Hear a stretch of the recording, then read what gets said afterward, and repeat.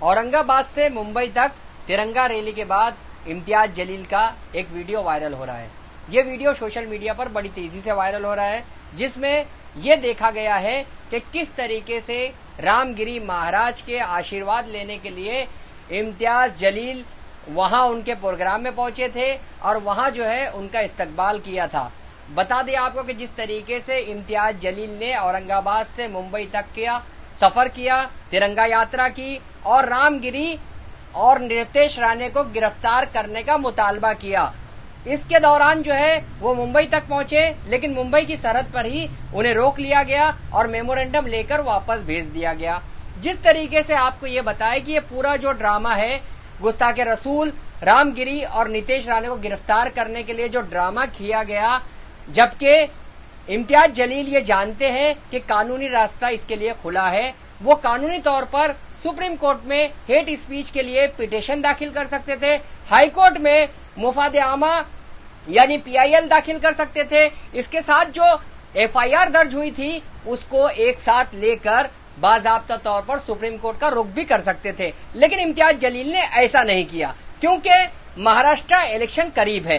ایسی صورت میں مسلمانوں کو سڑکوں پر لا کر امتیاز جلیل یہ بتانا چاہتے تھے کہ کس طریقے سے MIM جو ہے مسلمانوں کو سڑک پر لانے کی حیثیت رکھتی ہے. جس طریقے سے یہ پورا معاملہ ہے گستاخ رسول رام گری پر کارروائی کا مطالبہ ہر مسلمان کر رہا ہے، کیونکہ مسلمانوں کا عقیدہ ہے آپ صلی اللہ علیہ وسلم کے ساتھ اور آپ صلی اللہ علیہ وسلم کی ذات اور ناموس کے لیے وہ اپنے سروں کا نذرانہ پیش کرنے کے لیے بھی پیچھے نہیں ہٹتا. لیکن جس طریقے سے اس معاملے کو لے کر اب سیاست شروع ہو گئی ہے، جس طریقے سے نوجوانوں کو ورگلانے کی کوشش کی جا رہی ہے، وہ سراسر غلط ہے.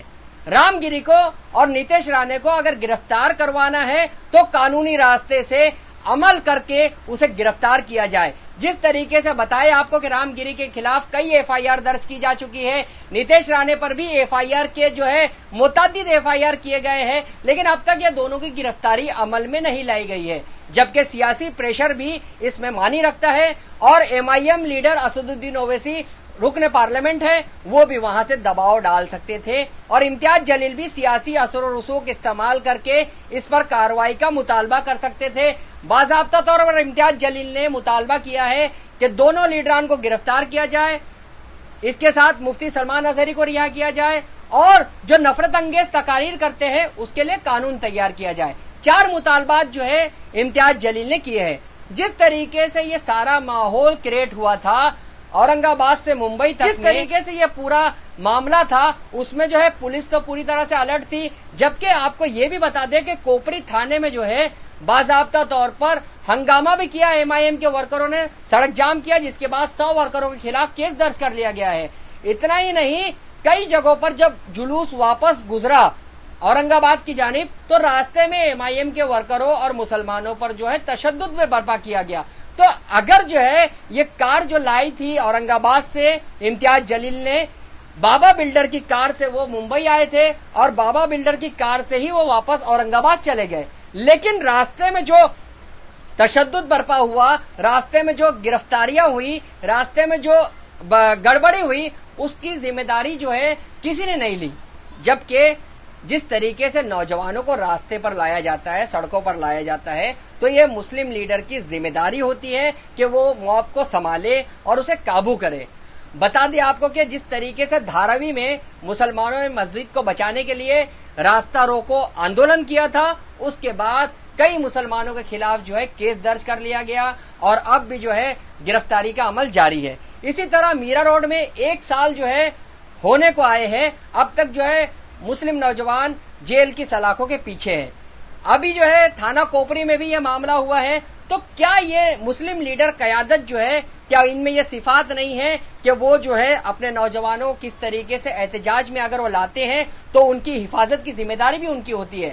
اگر کسی مسلم نوجوانوں پر کیس رجسٹر ہوتا ہے تو اس کیس کی وجہ سے انہیں کافی دشواریوں کا سامنا کرنا پڑتا ہے، ان کا پاسپورٹ نہیں بنتا ہے، انہیں نوکری میں دشواری آتی ہے اور وہ کوئی ملٹی نیشنل کمپنی میں کام نہیں کر سکتے کیونکہ فساد کا کیس درج ہوتا ہے اور ایسے میں جو ہے 2 فرقوں میں نفرت پھیلانے کا بھی کیس ہوتا ہے. تو آپ کو یہ بھی بتا دے کہ हुजूर सल्लल्लाहु अलैहि वसल्लम की मोहब्बत हर मुसलमान के दिल में है और हर मुसलमान सच्चा आशिक रसूल है। लेकिन इस तरह से सड़कों पर उतरकर मुस्लिम नौजवानों को रास्ते पर लाना और उन पर केस बनवाना, क्या यह दुरुस्त है? क्या इस तरह की चीजों से अमन और अमान खराब होता नहीं है? क्या इससे कशीदगी बरकरार रहती है?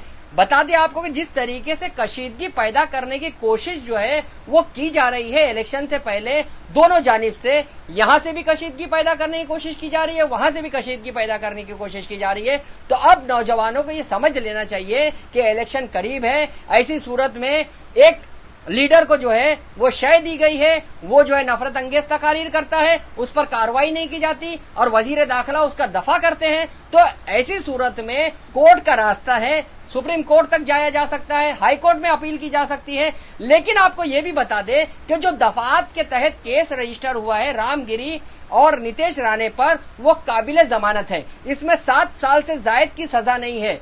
जो तौहीन रिसालत के मामलात है या किसी मजहबी लीडरान के खिलाफ अगर कोई बयानबाजी करता है, बदजुबानी करता है, तो उसमें 7 साल से कम की सजा है। तो ऐसे में सुप्रीम कोर्ट की गाइडलाइन के मुनासिबत से किसी को गिरफ्तार नहीं किया जा सकता।